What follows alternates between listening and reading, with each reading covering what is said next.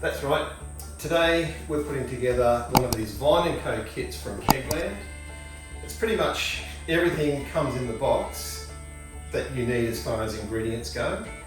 The only things that you have to supply yourself are the fermenter, some scissors, an airlock, something to take a gravity sample with, and a spoon to stir. Scissors as well. So all of that stuff's sitting in some star sand at the moment, or stellar sand. For obvious reasons, we want it to be sanitary, and we'll get back to that in a second.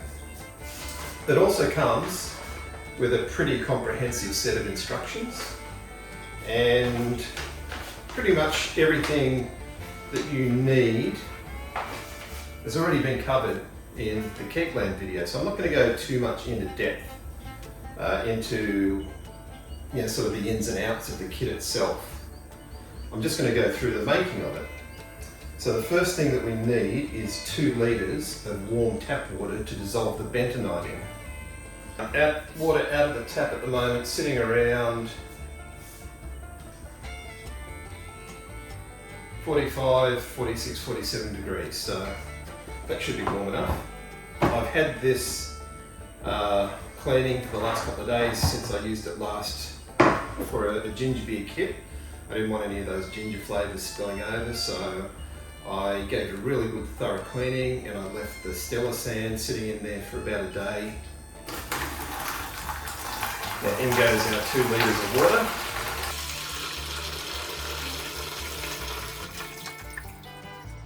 Our bentonite.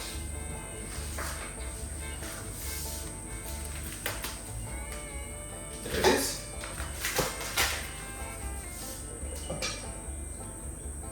Scissors to cut it open.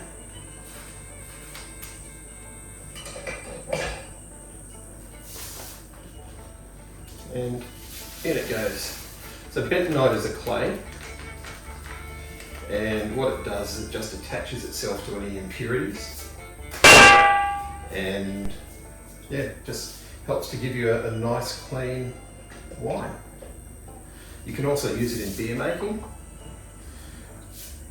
Now this isn't going to completely dissolve, it will mostly dissolve, I imagine.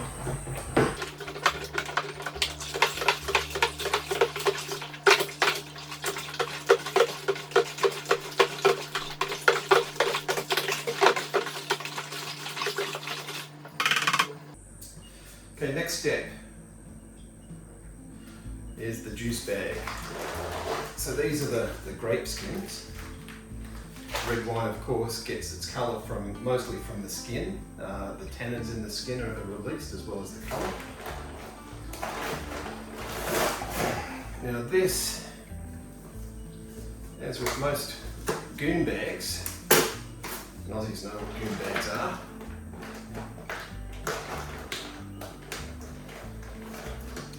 it's a slang term for the old flagon or gallon bags. Parents would buy cheap wine in them when we were kids. We would buy sometimes too.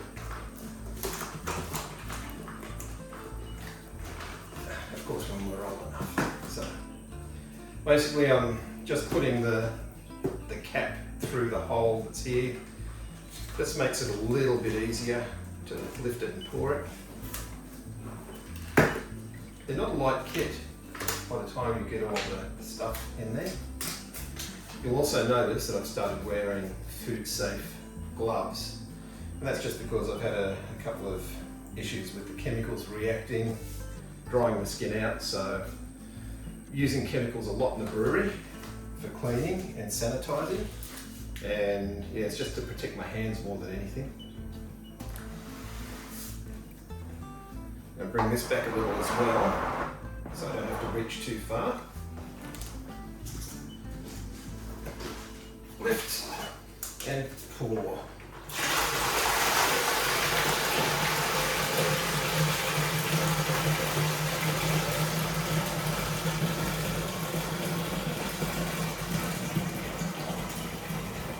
I probably won't get it all out like this.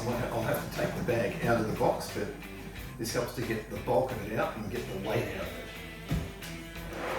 Also gives it a nice bit of aeration. Of course, we know from our beer making that aerating the wort, or in this case in wine it's called a must, is good for the cell health for the yeast. Got most of it out. You know what it smells like?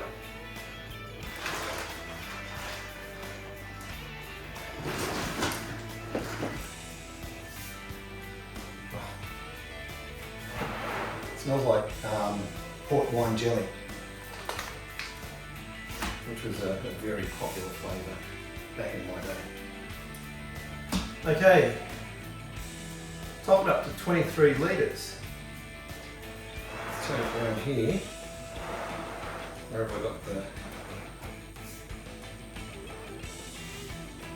Here they are. 10, 15, 20. So 23 litres is going to be around about just below the handle there. Not quite seeing this one. Oh yeah, 25, 24, 23 it's right on that ridge there. So top up with clean tap water now.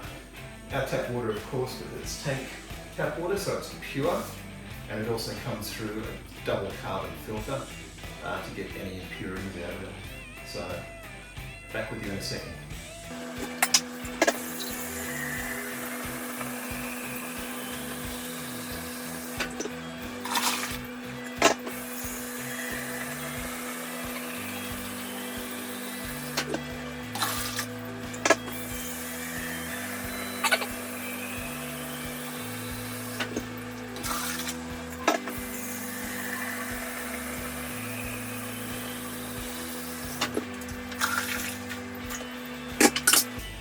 Okay, so we're right on the 23 litre mark there. Add the grape skins. Now, they are going to be fairly thick. I don't want to pour them through the cap, it's going to take forever. So, I'm just going to push as much as I can down from the top here. Get my handy dandy scissors.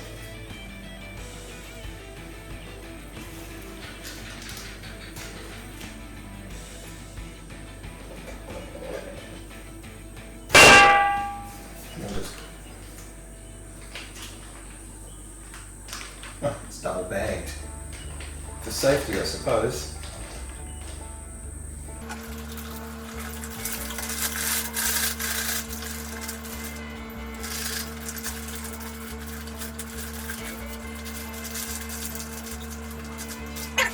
Now in a minute we're going to take a specific gravity reading. That'll be our OG.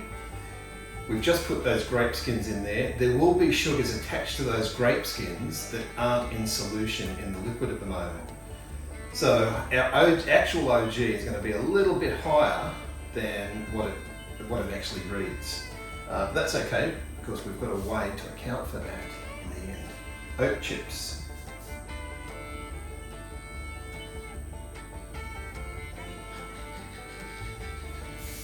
We've got 2 bags of oat chips here and 1 bag of oat cubes. It's the oat chips we want to add now. And the consistency of them feels more like oat sawdust.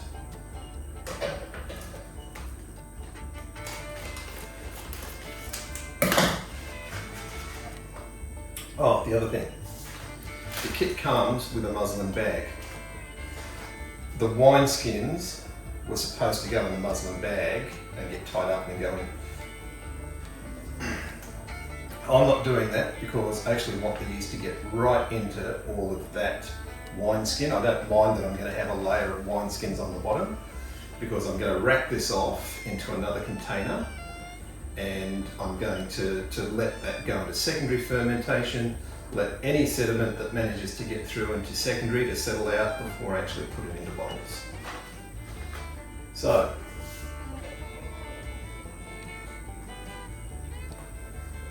that's still got bentonite on it, but that's all right. In goes the first bag of oat chips.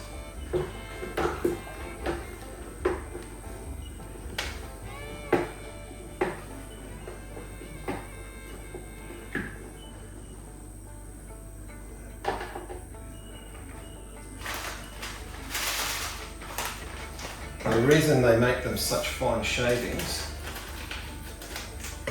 is to allow all of the contact surface, or to make it a bigger contact surface. So more of those oaky tannins, those oak flavours are going to be imparted from the oak chips into the wine. If these were oak cubes like we've got here, there wouldn't be as much contact area and there wouldn't be as much of that oakiness coming out into the wine, so you'd need to use a lot more.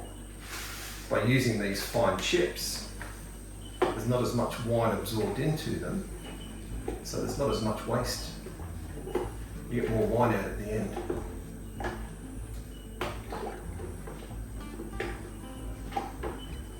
Now we give it a stir for 2 to 3 minutes.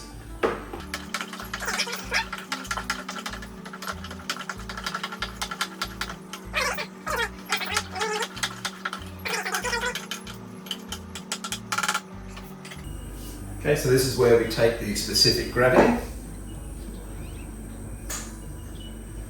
Get all of that sanitizer out of there. The beauty of this is you need a tiny amount. I'm not going to put that back in there because I'm not 100% sure of this. What I can do. Very sweet. So I've got my Anton Pass Nut Ref down there. It does come with an Apple Watch app. I connect to it. No, it's not turned on. There we go, and I say start. 1079. What does it say it should be?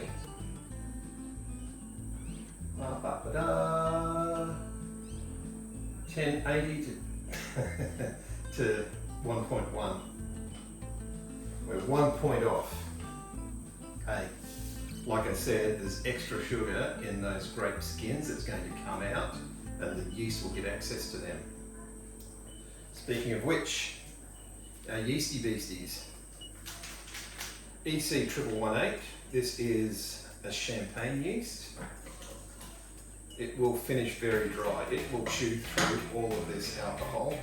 It's got a fairly high alcohol tolerance. I can't remember off the top of my head exactly what it is, but it's around 13 or 15%, something like that. Just sprinkle it over the top. You don't want to mix it in. You're going to give it time to allow itself to just gently rehydrate. Get all of the yeast out of the packet. So all of those yeast cells fulfill their destiny. And that's it. Once the yeast is in there, we just put our lid back on.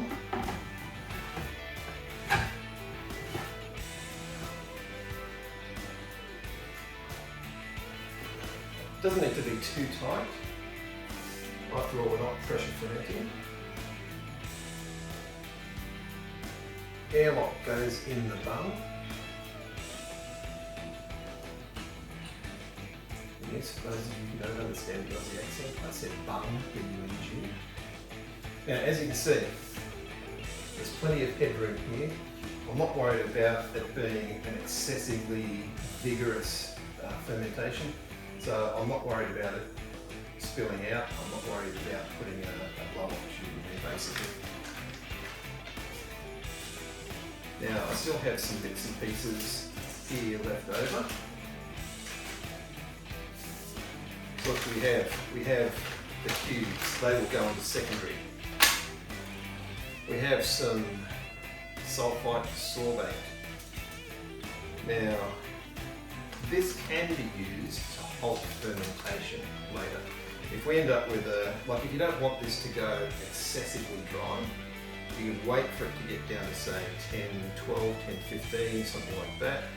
Add your sorbate in, that will stop fermentation in its tracks and you get a little bit of residual sweetness left in the wine. We have 2 packets of Kisol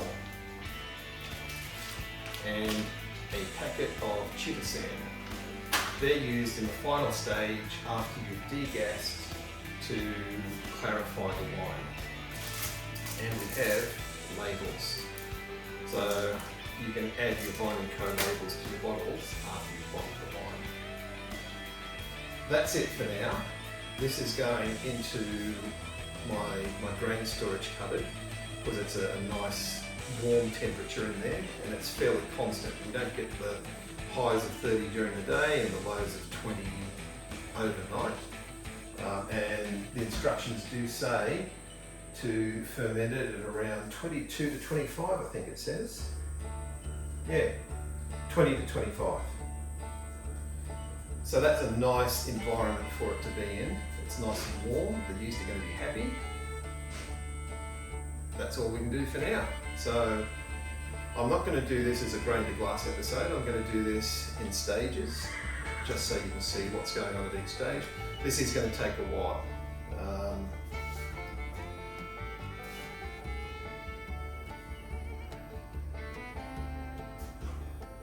What does it say here?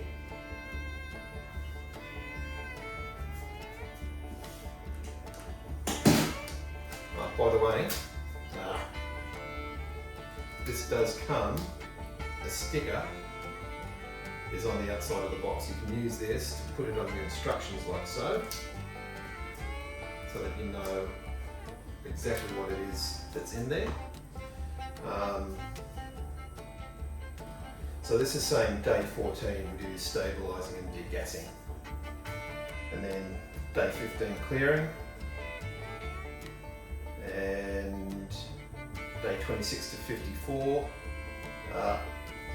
aging, polishing rack and aging, and then the final step is bottling. So it is quite a long, drawn out process, very similar to mead. Mead takes a long time as well. I just want to remind you that we now have a Patreon account. If you feel like you're getting some value from these episodes, we wouldn't mind it. We certainly don't expect it. But if you feel like you're getting something out of it and you want to contribute to the channel, by all means, sort of the donations start from as low as $3 Australian a day. That's about 10 cents American at the current exchange rate. Just joking, but it is quite reasonable. But it goes through various, like Patreon does, it goes through various stages of contribution and reward as well. Some of the top tier benefits you'll be getting is the ability to suggest what upcoming brews should be, the ability to suggest equipment, the ability to suggest different techniques or different directions for the channel to go. That's available. Like I said, we don't expect it, but it's very much appreciated if you do that. The other thing is, there are still a lot of people watching these videos that aren't subscribed to the channel. If you can, just take 5 seconds, click the subscribe button now, click the notification bell and select all so that you see when new videos are coming out. Click the like button to let YouTube know that this is valuable content, and leave a comment down below if there's anything you want to ask about these kits. I ordered 2 of them. This is the first one. I wasn't going to film this. I was only going to film the second one, but I figured, what the hell, let's do it. So this is just going to come out iteratively so that you can see the process as it goes on. The other one I'll probably do as a grain to glass. That's it for now, but remember, enjoy the hobby, but drink responsibly. Cheers.